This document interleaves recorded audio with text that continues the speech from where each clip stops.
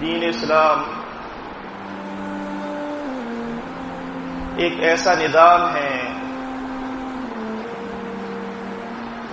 کہ جس میں بندے کی پیدائش سے لے کر قبر کی گود تک ہر وہ فرائض اور ذمہ داری اللہ رب العالمین نے بتائی ہیں کہ جس پر انسان کو عمل پیرا ہونا لازمی ہے، چاہے معاملہ حقوق اللہ کا ہو یا معاملہ حقوق العباد کا ہو۔ اسلام نے بندے کو وہ تمام باتیں بتا دیں کہ جن کے اسے حقوق مکمل طور پر ادا کرنے ہیں۔ یہ اللہ رب العالمین کا ہم پر احسان ہوا کہ ہمارا وابستہ ایک ایسی اجتماعیت سے، ایک ایسی جماعت سے ہوا کہ جہاں پر ہمیں یہ تربیت ملی کہ کم از کم حقوق اللہ کے معاملے میں ہم سے کوئی کوتاہی اور غلطی نہیں ہوتی۔ اس کے برعکس جو معاملہ حقوق العباد کا ہے، اگرچہ تربیت اس کی بھی کی جاتی ہے، لیکن یہاں پر ہم سستی اور کوتاہی برت جاتے ہیں اور اس معاملے کو بہت آسان اور ہلکا لے لیتے ہیں اور بندوں کے اور مسلمین کے حقوق کی ادائیگی میں ہم سے کوتاہی ہو جاتی ہے۔ حالانکہ اللہ رب العالمین نے ہمیں ایک ایسا رسول عطا کیا جو کہ عالمین پر رحمت بن کر نازل ہوا، کہ جس کی نرمی سے، جس کی اخلاق سے، جس کے کردار سے، جس کے گفتار سے جو غیر موجود لوگ تھے ان پر بھی وہ اثر پڑا کہ وہ اسلام سے وابستہ ہو گئے۔ آج میں آپ کے سامنے جو ذکر کر رہا ہوں وہ مسلمین کے حقوق میں سے صرف ایک حق ہے جس پہ ہم بڑی کوتاہی برت رہے ہیں اور اس کو ہم بہت چھوٹا عمل اپنے نزدیک سمجھتے ہیں۔ وہ ہمارا کسی مسلم بھائی کا بیمار ہو جانا ہے اور ہم اس کی عیادت تک کے لیے نہیں جاتے، حالانکہ نبی صلی اللہ علیہ وسلم اپنے مسلمین پر اتنے نرم اور مہربان ہوا کرتے تھے کہ اگر آپ کو معلوم ہو جاتا کہ فلاں شخص کسی تکلیف میں یا کسی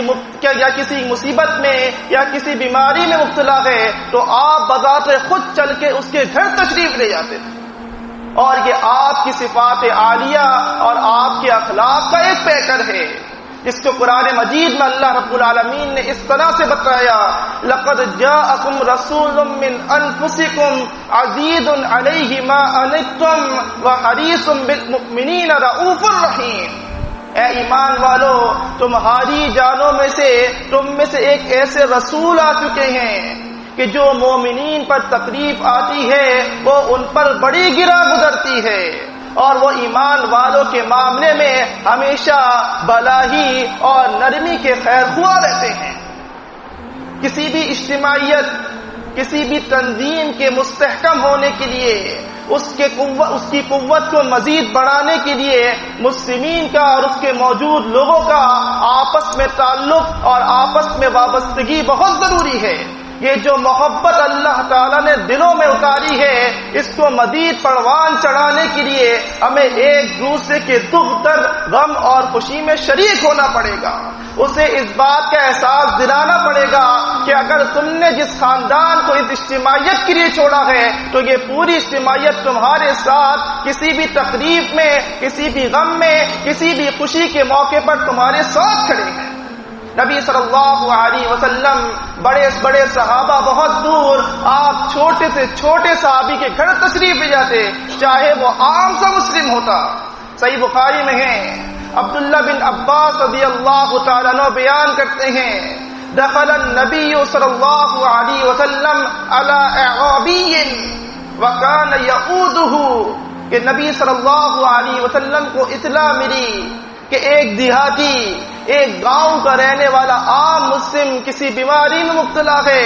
آپ بذات خود اس کے گھر تشریف لے گئے تاکہ اس کی عیادت کر سکیں۔ کون؟ رحمت للعالمین، خاتم النبیین، سید المرسلین، امام المتقین، محمد الرسول اللہ صلی اللہ علیہ وسلم اپنی ذات اقدس کے ساتھ بذات خود اس عام سے مسلم کے گھر پر تشریف لے آتے ہیں تاکہ اس کی عیادت کر سکیں. وَقَالَ النَّبِيُّ صلی اللہ علیہ وسلم یقول، اور جب کبھی آپ کسی مسلم کی عیادت کرتے آپ اس سے کہا کرتے تھے لا بأس، پریشانی کی کوئی بات نہیں، غم نہ کرو، ہم تمہارے ساتھ ہیں، طہورن انشاءاللہ، جو بیماری آج تمہیں لگی ہے اگر اللہ نے چاہا یہ تمہیں پاک کر کے چھوڑے گی. یہ جملہ ایسا ہے جو بڑی سے بڑی اینٹی بایوٹک دواؤں سے بہتر ہے. اگر آپ کسی مسلم کے کندھے پر ہاتھ رکھ کے اس سے یہ کہہ دیں لا بأس، تمہیں پریشانی کی کوئی ضرورت نہیں، ہم تمہارے ساتھ ہیں، اس کی آدھی بیماری وہیں پر ختم ہو جائے گی. آج مہنگائی کا دور ہے، ہاسپٹلائز ہوتے ہیں، طرح طرح کے آپریشن، طرح طرح کے ٹیسٹ کرائے جاتے ہیں، اس میں مختلف قسم کی اخراجات ہوتے ہیں. جب اس شخص کو معلوم ہوگا کہ یہ پوری جماعت، میرے تمام بھائی میری یہ دعائیں کر رہے ہیں، میرے ساتھ کھڑے ہیں، اگر کوئی کسی بھی قسم کی چیز کی ضرورت ہوگی تو یہ تمام لوگ میرے ساتھ کھڑے ہو کر اس پریشانی میں میرا ساتھ دیں گے، تو یقیناً ان کی حوصلہ افزائی ہوگی. آپ کو وہاں پر جانا، اس کی عیادت کرنا، اس کو دلاسا دینا، اس کو تسلی دینا، اس کو حوصلہ بڑھانا، یقیناً یہ بیماری ایسی چیز ہے جس سے کوئی آدمی مبرہ نہیں. کبھی آپ بیمار ہیں تو کبھی فلاں شخص بیمار ہے. جب آپ بیمار ہیں آپ شکوہ کرتے ہیں میری ملاقات کے لیے کوئی نہیں آیا، میری عیادت کے لیے کوئی نہیں آیا. سوال یہ ہے کہ جب وہ فلاں شخص بیمار تھا آپ بذات خود چل کر گئے، اس کی عیادت کی، اس سے دو اچھائی کے بول بولے، اس کے لیے کوئی دعا کی یا اس کے لیے دعائیں کرا کر اس کی اس بیماری کو ختم کرایا. نبی صلی اللہ علیہ وسلم دیہاتی اور مسلمین تو بہت دور، آپ یہودیوں کے یہاں چلے جایا کرتے تھے تاکہ ان کی عیادت کر سکیں. صحیح بخاری میں ہے کہ وہ لڑکا جو یہودی تھا اور آپ کی خدمت کیا کرتا تھا، جب آپ کو اطلاع ملی کہ وہ بیمار ہو گیا ہے تو محمد رسول اللہ صلی اللہ علیہ وسلم بذات خود اس یہودی کے گھر تشریف لے گئے تاکہ جا کر اس کی عیادت کر سکیں. یہ ایک مسلم کا کردار ہوتا ہے، یہ ایک مسلم کا اخلاق ہوتا ہے جس کے ذریعے سے وہ لوگوں کو اپنے قریب کرتا ہے. اس کی نرمی، اس کی رفاقت، اس کی رفت لوگوں کو اس کے قریب لاتی ہے اور پھر دین اسلام کی دعوت اس کے لیے بڑی آسان بن جاتی ہے. اور اسی طرح سے جب آپ اس کے گھر تشریف لے گئے اور جا کے اس سے فرمایا اسلم تسلم، اسلام قبول کر لو تو تم سلامتی میں آ جاؤ گے. اس بچے نے اپنے والد کی طرف دیکھا جو کہ یہودی تھا، اس سے اس بات میں جواب دیا اتی ابو القاسم، ابو قاسم کی بات مان لو. اس نے وہی کلمہ پڑھا اور فوت ہو گیا. نبی صلی اللہ علیہ وسلم وہاں سے کھڑے ہوئے ان الفاظ کے ساتھ الحمدللہ الذی انقذہ من النار، تمام تعریف اس اللہ کے لیے ہے جس نے اس لڑکے کو جہنم کی آگ سے بچا لیا. آپ کے اس اخلاق سے، آپ کے اس کردار سے، آپ کی اس عیادت سے، آپ کی اس نرمی اور رفقت کی وجہ سے اگر کوئی شخص جہنم کی آگ سے بچ جاتا ہے تو اس سے بڑا اور عظیم عمل آپ کے حق میں کوئی اور نہیں ہو سکتا. اس چھوٹے سے عمل کی اتنی بڑی فضیلت نبی صلی اللہ علیہ وسلم نے بیان فرمائی. صحیح مسلم میں ہے، حضرت علی بن ابی طالب رضی اللہ تعالیٰ عنہ فرماتے ہیں سمعت النبی صلی اللہ علیہ وسلم یقول، کہتے ہیں میں نے سنا ہے نبی صلی اللہ علیہ وسلم سے، آپ فرما رہے تھے اذا عاد المسلم اخاہ المسلم، کہ جب کوئی مسلم بھائی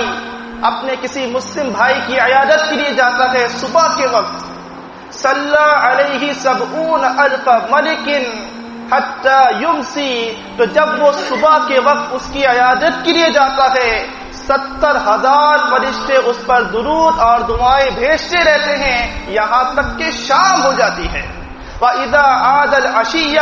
اگر وہ شام کو عیادت کے لیے جاتا ہے صلی علیہ 70,000 ملائکۃ حتی یصبح تو 70,000 فرشتے بس ایک ہی کام کرتے ہیں کہ وہ اس کے لیے دعائیں اور استغفار کرتے رہتے ہیں یہاں تک کہ صبح ہو جاتی ہے. وَكَانَ لَهُ خَرِيفٌ فِي الْجَنَّةِ اور اس کے لیے جنت میں مہمان نوازی تیار کی جاتی ہے. قلنا یا رسول اللہ وما خریف الجنہ کہتے ہم نے پوچھا اے اللہ کے رسول صلی اللہ علیہ وسلم یہ خرفۃ الجنت کیا ہے؟ آپ نے فرمایا جناحا اس کے چنیدہ پھل. جنت کے پھلوں کی اپنی صفات ہیں لیکن ان میں سے بھی چند پھلوں کو الگ کر کے رکھا جاتا ہے کہ یہ فلاں شخص کے لیے ہے کہ جو اپنے مسلم بھائی کی عیادت کے لیے کیا تھا. یہ عیادت بہت چھوٹی چیز ہماری نظر میں ہے لیکن اللہ کے نزدیک یہ بہت بڑا عمل بن جاتا ہے. ابن حبان میں ہے صحیح سند کے ساتھ فرمایا رسول اللہ صلی اللہ علیہ وسلم نے اذا عاد المسلم اخوہ جب مسلم بندہ اپنے بھائی کی عیادت کے لیے نکلتا ہے فتوجہ اللہ تعالیٰ اس کی طرف متوجہ ہو جاتا ہے. ایک عام سا مسلم گناہگار خطا کار اگر وہ اپنے مسلم بھائی کی عیادت کے لیے گھر سے نکلا ہے خالق کائنات اللہ رب العالمین اس کی طرف توجہ کر رہا ہے اور پھر اس کے لیے ندا بلند ہوتی ہے تبتا تو پاک ہو گیا وتاب ممشاکا تیرا راستہ خوشگوار ہو گیا وتبوأ مقعد فی الجنہ اور تو نے جنت میں اپنا ٹھکانہ مقرر کر لیا. اللہ رب العالمین اس عمل کی وجہ سے اس مسلم بندے کی طرف توجہ کی اور اس کے لیے پاکی کی اس کے راستے کو خوشگوار کیا اور اس کے لیے جنت میں ٹھکانہ بنا دیا. اس سے بڑھ کر کسی مسلم کے لیے کوئی اور چیز ہو ہی نہیں سکتی. صحیح مسلم میں ہے. اس کے برعکس اگر آج ہم نے اس میں کوتاہی برتی تو پھر بروز قیامت ہمارے ساتھ کیا ہوگا؟ نبی صلی اللہ علیہ وسلم فرماتے ہیں یقول اللہ تعالی یوم القیامہ اللہ رب العالمین اپنے بندے سے بروز قیامت فرمائے گا یا ابن آدم مرضت ولم تعدنی اے آدم کے بیٹے میں بیمار تھا اور تو نے میری عیادت نہیں کی. وہ کہے گا اے ربی کیف اعودک وانت رب العالمین اے میرے رب میں تیری عیادت کیسے کر سکتا ہوں تو بیماری سے پاک و مبرہ ہے آخر تو کب بیمار ہوا؟ اللہ رب العالمین کے الفاظ دیکھیں اللہ تعالیٰ اس سے فرمائے گا علم تعلم ان عبدی فلان قد مرض کیا تجھے معلوم نہیں تھا دنیا کی زندگی میں میرا فلاں بندہ بیمار ہوا تھا. علم تعلم انک اتہ لوجدتنی عنده کیا تجھے نہیں معلوم اگر تو اس کے پاس چل کر اس کی عیادت کے لیے جاتا تو مجھے بذات خود وہاں موجود پاتا. یا اللہ رب العالمین نے اس عمل کو اتنا بلند اور افضل کر دیا اس شخص کے لیے کہ جو شخص اس کی عیادت کے لیے چل کر اس کے پاس جا پہنچتا ہے. اس کے برعکس اگر ہم دیکھیں کہ اگر ہمارا کوئی غریب مسلم بھائی بیمار ہوتا ہے ہم اس کو پوچھتے تک نہیں جبکہ اس کے برخلاف اگر ہمارے خاندان میں ہمارا کوئی خونی رشتہ دار بیمار ہو جائے ہم فوراً اپنے تمام کاموں کو چھوڑ کر اپنی مصروفیات سے وقت نکال کر اس کے پاس دوڑے جاتے ہیں تاکہ اس کی عیادت اور اس کی خیر خواہی کر سکیں. یہ چیزیں یہ خونی رشتے بروز قیامت کسی کام آنے والے نہیں ہیں. اللہ رب العالمین نے فرمایا ولا يسأل حمیم حمیما اس دن کوئی گرم جوش دوست کسی دوست کے کام نہیں آئے گا. یود المجرم لو یفتدی من عذاب یومئذ ببنی اس دن مجرم یہ چاہے گا کہ اسے اس جہنم کے عذاب سے نجات مل جائے چاہے بدلے میں اپنا بیٹا کیوں نہ دے دوں وصاحبتی واخی اپنی بیوی دے دوں اپنا بھائی دے دوں وفصیلتہ التی تؤوی اپنا پورا خاندان دے دو ومن فی الارض جمیعا پوری کی پوری دنیا دے دو ثم ینجی بس اس عذاب سے مجھے نجات مل جائے. یہ تمام تعلقات یہ تمام خونی رشتے اس دن بے خوف ہو جائیں گے. اس دن وہ وفاداری نہیں کریں گے اور اس کے خلاف ہو جائیں گے.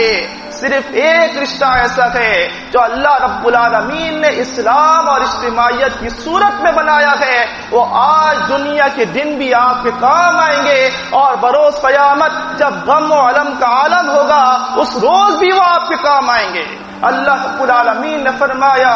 الاخلاء یومئذ بعضهم لبعض عدوا، اس روز آپس میں دوست ایک دوسرے کے دشمن بن جائیں گے، الا المتقین، سوائے متقین کے، ان مسلمین کے، ان ایمان والوں کے، وہ اس روز بھی اللہ رب العالمین کے پاس سفارش کریں گے کہ یہ میرا مسلم بھائی تھا، جب میں بیمار تھا یہ میری عیادت کے لیے آیا، اس سے میرے اخراجات اٹھائے، اس نے میرا حوصلہ بلند کیا، اس نے مجھے تسلی دی، میری بیماری میں، میرے مشکل کے عالم میں یہ میرے ساتھ کھڑا تھا، اے اللہ آج میری سفارش ہے تو اسے معاف فرما دے۔ یہ وہ اللہ رب العالمین نے رشتہ بنایا ہے اسلام اور اجتماعیت کی وجہ سے، یہ محبت اللہ تعالیٰ نے نعمت کی صورت میں عطا کی ہے۔ اگر ہم نے ان چھوٹے چھوٹے حقوق کی ادائیگی نہیں کی، وہ ذمہ داری، وہ فرائض جو اللہ تعالیٰ نے دھوری صورت میں ہمارے کندھوں پر عائد کیے ہیں، اگر ہم نے اس میں کوتاہی اور کمی برتی تو بروز قیامت ممکن ہے کہ ہم اللہ رب العالمین کے غیظ و غضب میں مبتلا ہو جائیں۔ اس سے بہتر کہ آج ہم ان حقوق کی ادائیگی کریں، اور ممکن ہے ان حقوق کی وجہ سے بروز قیامت ہم اللہ رب العالمین کی رحمت اور جنت کے امیدوار بن سکیں۔ وَأَقُولُ قَوْلِي هَٰذَا لِي وَلَكُمْ اسْتَغْفِرُ اللَّهَ وَاسْتَغْفِرُوهُ۔